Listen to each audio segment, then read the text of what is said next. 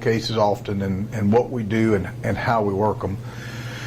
But in the past, as far as rape kits, they used to do rape kits back in the mid-'80s, up until present.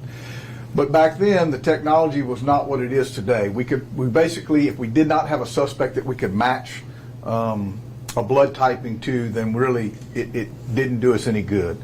Well, with technology and new innovations, new technology with DNA testing, it's gotten better and better and better, as you all know. We've just evolved into a much stronger evidence-based system of going back now and resubmitting some of these old cases in our DNA database. In this particular case, this is a 1988 case in which the sheriff's office was called to an address on Nelson Road, where the victim stated that she had been raped, that somebody had come in through a window of her house, beaten her, knocked her unconscious. When she awoke, she was being raped, and then of course the suspect fled, and the sheriff's office brought her to the hospital. A rape kit was done, and all these years later now, because of technology, we can go back, and we've started doing that. Our crime lab, our ladies are here right now with us today that do our DNA testing. So if you have any technical questions when we're done, if you need to ask that, and I can't answer it, they certainly can. But we've gone back now, and we're taking cases, and we're just resubmitting them. We're running them through the database. We're swabbing. You also have to understand too, the amount. Again, the machines and everything are so much more sophisticated, not so sensitive, or more sensitive, however you want to say it. Used to be you had to have a really good sample, whereas now it doesn't have to be that large of a sample in order to test something. So we've just gotten better and better with technology, that we're able to bring some of these cases that before we really had nothing we could do with them. We are able to now go back and retest these, and we're in the process of doing this. This is one of the first ones they tested, and we were able to, well, it's the first one that we've tested and got a hit back. Let's put it that way. Our crime lab, our special victims unit have been working very closely together to start testing these old rape kits, which we have, and they're still stored, they're still evidence, and they've been stored appropriately enough that we can still use them. They're good DNA tests. So I'm very pleased with the work they're doing to go back now and try to bring some of these cases, hopefully bring some justice for some of our victims that may still be out there. And because technology wasn't there then, there was no DNA database. If we didn't have a suspect, there wasn't a whole lot we could do. Whereas now, we don't need a suspect unless, well, I say we need a suspect, but if they were entered into CODIS, which is the national database, for any major crime that they've been entered for, then we can't get a hit back now on some of these. So, I don't know that we're going to, obviously, everyone's going to show a hit, but certainly it's promising that one of the first ones that we start working on does. So, with that said, D'Artagnan Bro, 57 of Lake Charles, has been arrested. We obtained a warrant. We talked about last week, we met. I know that they've been meeting before they met with me. They were able to get a warrant based on the evidence that we have, and he was charged with aggravated rape with a bond of $950,000 set by Judge Fazio. He has several arrests. His criminal history includes some prior rape arrests, soliciting for prostitution, drugs, DWIs, and an aggravated rape. So he's got somewhat of a lengthy criminal history, and although he was able to, I think the aggravated rape, he was actually found not guilty, and then the other one, if I understood correctly, the victim just didn't want to testify anymore and didn't want to have anything to do with it. We do believe that the victim in this particular case is going to move forward with us, and hopefully with this, with the DNA testing, we can get a conviction on him. So, with that, I'll open it up for questions. I think that pretty much covers the history of where we are and what we're doing. and this holds true for murder cases that we've had. There's things we can do now, and we have gone back in many of our old cold case murder cases and attempted to do some DNA testing. It's kind of, I'm going to tell you, in talking with our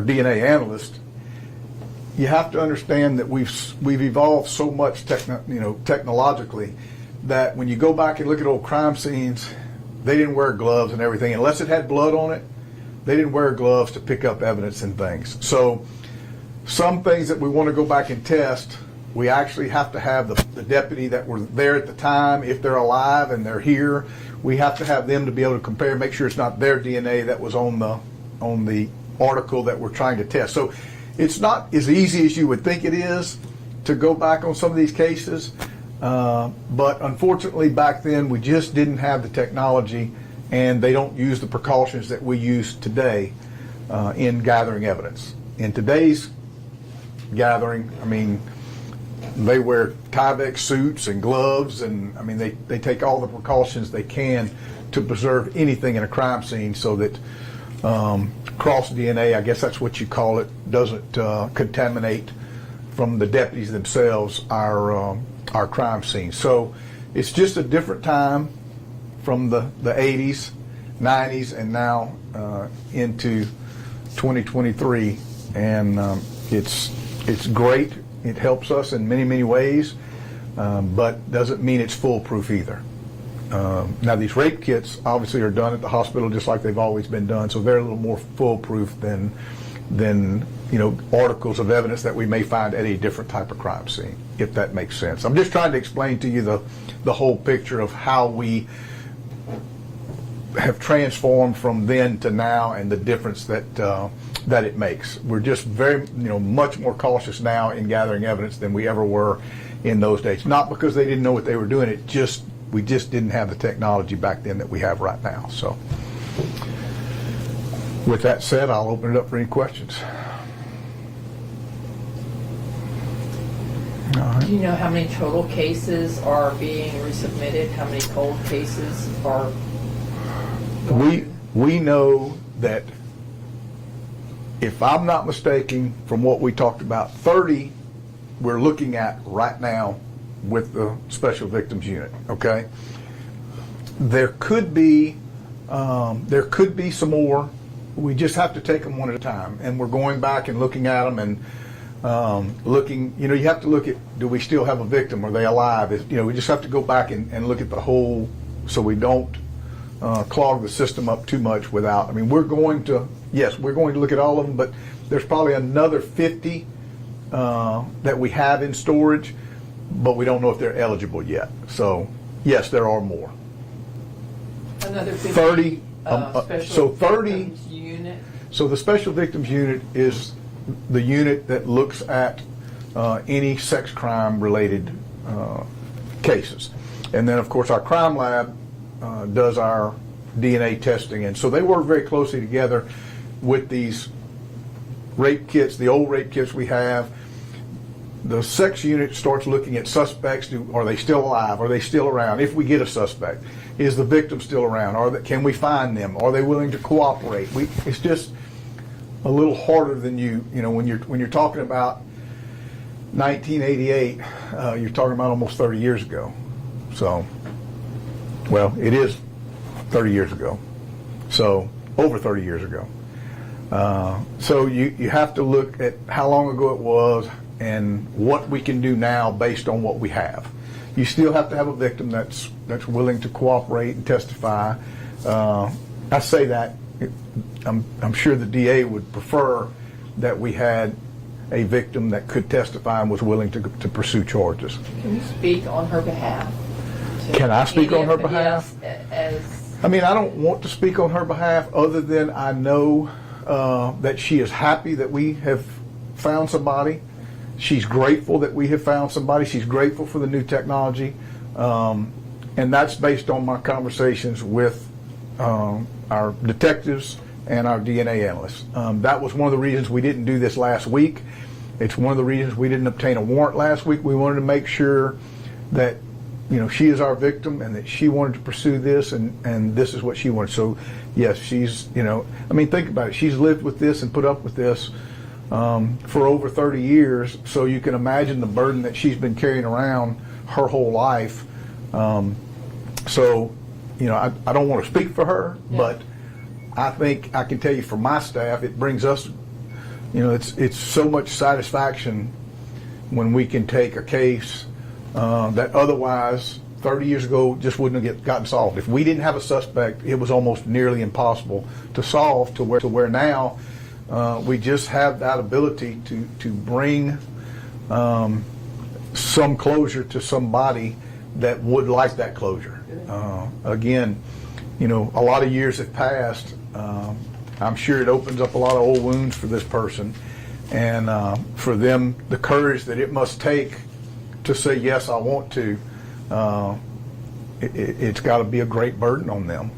But I applaud her for doing that. So.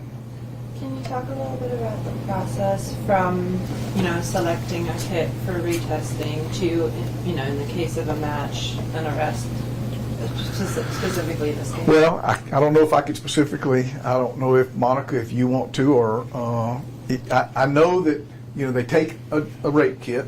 Monica, I think you'd be better off with that. Monica is our DNA analyst that does that. So we were able to do a search of all cases at CPSO that had forcible or aggravated rape, so they didn't have a statute of limitations.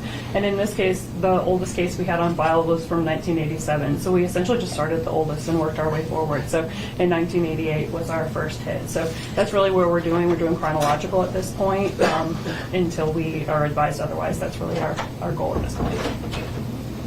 And then how once it's submitted, how do we go from there? What are the next steps? It depends on the kit. Sometimes the results we have, and so it was tested long ago, and we can see that, hey, there was some positive findings back in the initial test. And if there was, then we'll just go straight forward with the DNA process. Some have to be worked as if they weren't worked originally because it's so long ago since they were tested. So we're doing that first. Then we take it through the DNA process, and if we get a DNA profile, we then put it into CODIS, and then if we got a hit like we did on this one, we talk to the detectives, give them the information for them to further investigate.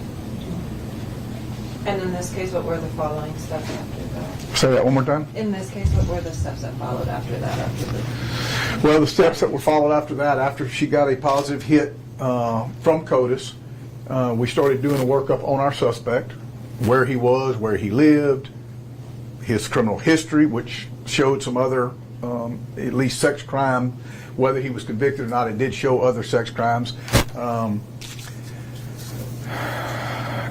He does have, and I'm not going to talk about him, but he does possibly have charges in another part of the state, and I'm going to leave it at that because I don't want to mess up any of their case or what could go on with that. So there is a possibility that there could be more charges from outside of Calcasieu Parish. I don't want to say anything about a serial rapist or because I can't confirm that. But it certainly piqued our interest when we saw other issues that arose, and we'll let that just lead us where it leads us as we move forward with this.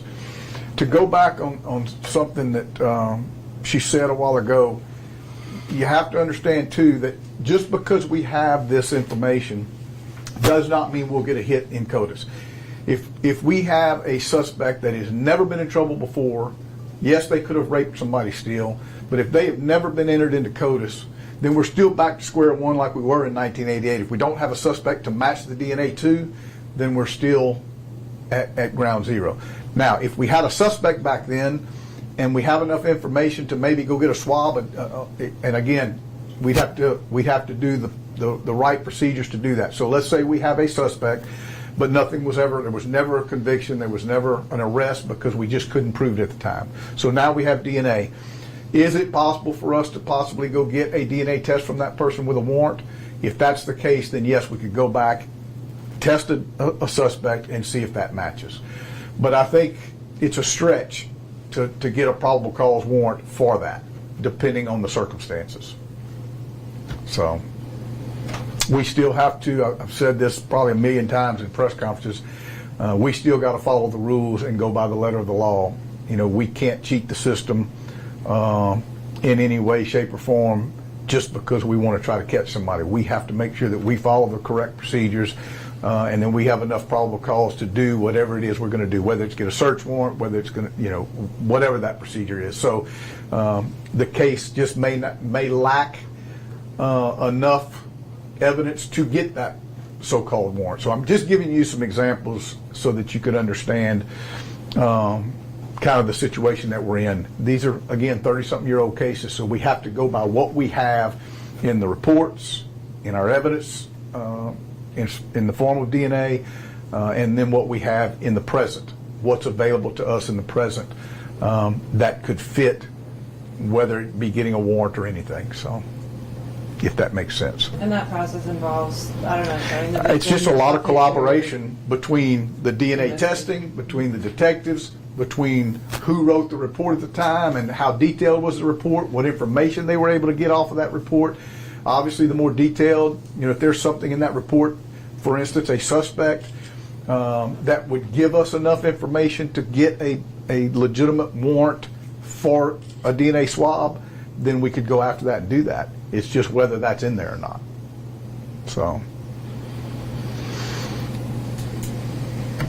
First CODIS hit after running all of 1987 and starting on 88. Do you want to go into numbers? So- I'm making sure I didn't. But we just started this, so Just started it. So it's just only in this. general, She just started in it. '87. This is the second one, and we Yeah. got a hit on it. That's The what. first So- one didn't have it.